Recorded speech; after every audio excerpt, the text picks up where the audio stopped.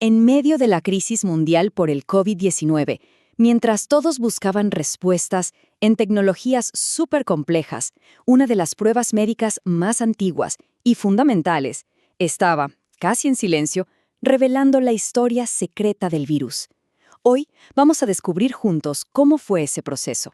Justamente esta es la pregunta que va a guiar todo nuestro análisis. ¿Cómo es posible que algo tan aparentemente simple como una gota de sangre contuviera las claves para entender una pandemia que literalmente paralizó al mundo? Bueno, vamos a sumergirnos en esta investigación para descubrirlo.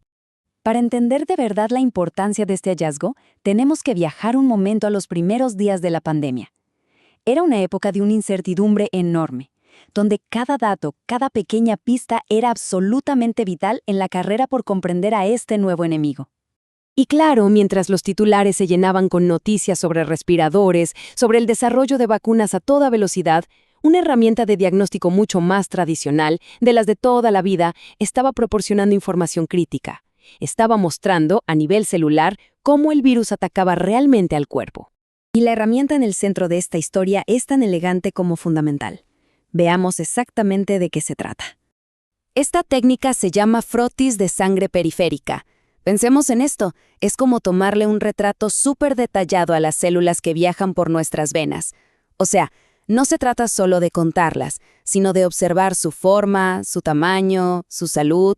Es un análisis visual que revela si las células están bien o si por el contrario están bajo ataque. El proceso en sí es muy directo, pero poderoso. Se toma una gotita de sangre, se extiende en una lámina de vidrio, se tiñe para que las células resalten con colores y luego un especialista interpreta lo que ve en el microscopio. Y ahí, cada célula se convierte en una especie de testigo que cuenta una parte de la historia de la enfermedad. Entonces, la gran pregunta es, ¿qué vieron exactamente los médicos y científicos cuando pusieron bajo el microscopio la sangre de los pacientes con COVID-19? Porque aquí es donde la historia se pone de verdad muy interesante. Pues resulta que un estudio clave encontró patrones muy distintos y sorprendentes. En las unidades de vigilancia intensiva, la UVI, donde la mayoría eran mujeres, los médicos observaron células visiblemente estresadas, con algo llamado vacuolización, que son como pequeñas burbujas que indican que la célula le está pasando mal.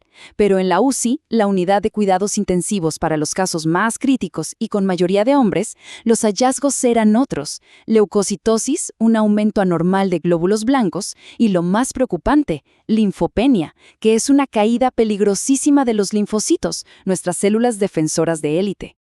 Y ojo, que estos no eran hallazgos aislados, para nada. Formaban un patrón clarísimo de ataque.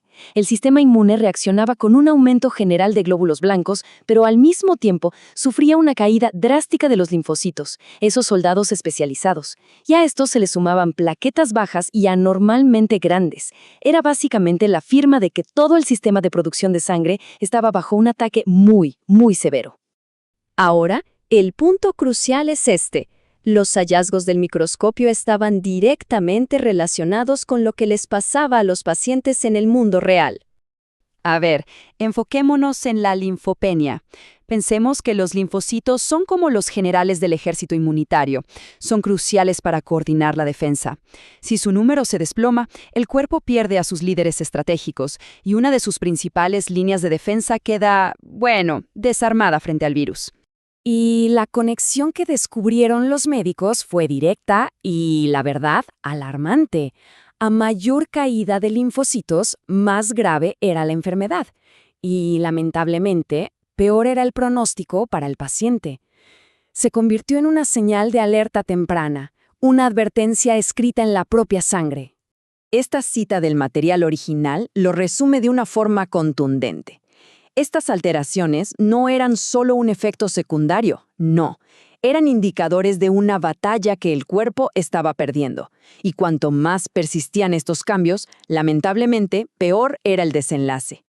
Y la investigación fue todavía más al fondo.